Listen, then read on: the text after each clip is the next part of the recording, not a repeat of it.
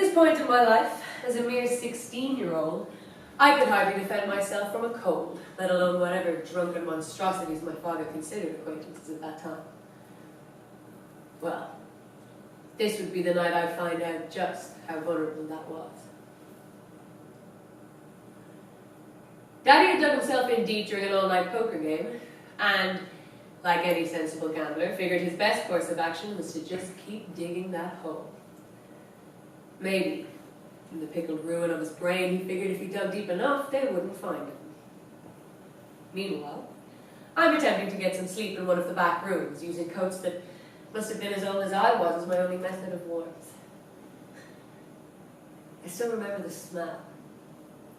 An overwhelming dampness fused with old, stale bathtub brewed alcohol. Unbeknownst to Daddy, one of the less reputable members of this borough of thugs, gangsters, and general late-night scum, decided to go for a wander to see if there was any entertainment aside from drinking yourself to death. I can't remember if he woke me when he entered, but I do remember opening my eyes as that sweaty paw of his clamped down over my mouth. I don't know if I should be thankful or not that I knew what was about to follow. With a father like mine, you see things you shouldn't, and one must prepare themselves accordingly. Though I don't know how I did what I did. As this creature slid his hand up my skirt, I knew I had two choices. Let it happen, or make him pay for everything he was about to do to me. I don't think stopping him was ever really an option in my mind. I remember he had to put almost all of his weight on top of me to get me to stop struggling. And I think that's where the instinct just sort of took over. I bit his hand, clawed at his face. Thankfully, the bastard was so drunk he was about as coordinated in his attempts as Helen Keller attempting to solve a Rubik's Cube in a burning stable. I think it was when I finally managed to grab a hold of my hairpin and jam it as deep as I could into his face that he finally relented. I never saw him again after the other men came in inquiring about the noise and dragged him outside. I think that's why I always liked Emily's Pankhurst. It's not enough to tell men they're wrong, but sometimes you've got to beat it into their heads as best you can, preferably with a large stick. Pankhurst? Really? Yeah, Lou, and wasn't the Rubik's Cube invented in the 1970s, so this all took place in the 30s, when they maybe like 70 or something? Yeah, plus I think, the whole abused past background is a little bit played out at this point. Well, stand for that one, lads. Oh, no, we didn't mean it like that. I did a bit, yeah. Look, one was actually really good. You had the style there, the mood was just right, you looked fucking unreal. Just saying now, watch out for those anachronisms. Anachronisms. Thanks, Oisin. You're welcome. Look, I just want to thank you for coming over and doing this with us. I know it's a great request, but, I know it's a great request. I'm really glad you did that. It's really good. Just saying that. Thanks for those. Everything along. Thanks, Jay. How are you doing, lads? Oisin! What are you doing, man? Raymond. What? The name's Raymond, pal. Or have you got a problem with your ears? Look, man.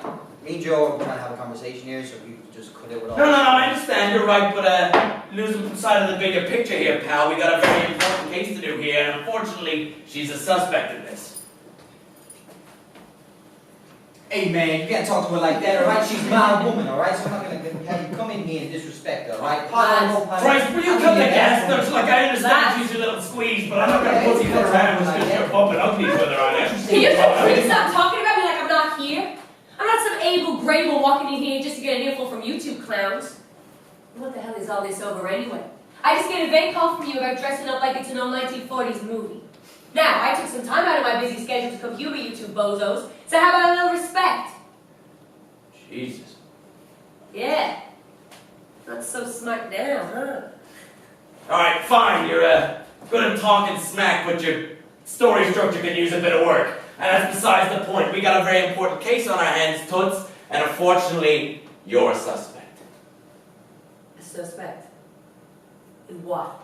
In a serious case of who used all the fabric softener or shampoo again? Okay, that was one time. That's because I made Shane drink it all for a fiver.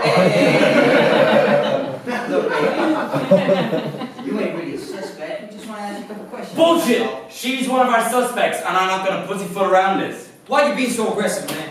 Because my character's from the 1940s. I don't like anyone who's not white or a man. You just be glad there's no documents here, huh? Jesus, man. Alright, okay, that may have been a bit too far, but we still got questions, Toots, and the faster you answer them, the faster I stop being an insufferable dickhead. Alright, fine. It'll get you off my back. Unlikely. So,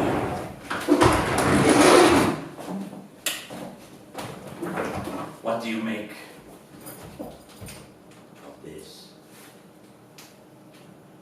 Any day that It's coming. It's coming. It's literally one thing you gotta do. You just gotta, you open the case when I say open the case. I know, just the code is. Oh, here we go. Oh, for Christ.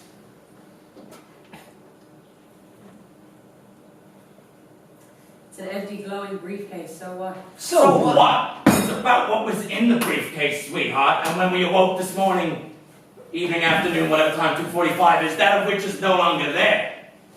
Wait, so you think last night I broke into your precious reference briefcase and stole all your... Whoa! Hey, we don't gotta say what was in the briefcase. And more importantly, how do you know what was in there, huh? Yeah. I've been coming here for the last 6 months. I've seen what's in there a million times. A likely excuse. But I'll let it slide, to be honest. I never really thought you took it in the first place. I'm always with you to a degree. But I thought it'd be funny, and you're really easy to wind up. Hey, look, if we're finished, Joe, you want to come into my room and hang out? Is this over? Yeah, sure. Oh wait, there is one thing. Don't know how it slipped my mind. Dutch, could you show her that picture? Oh yeah, almost forgot. It's this guy in the back. This guy next. Who is that? I don't know. I can't remember, but, well, you know, I was pretty gone last night. I thought you said you weren't drinking last night. I wasn't.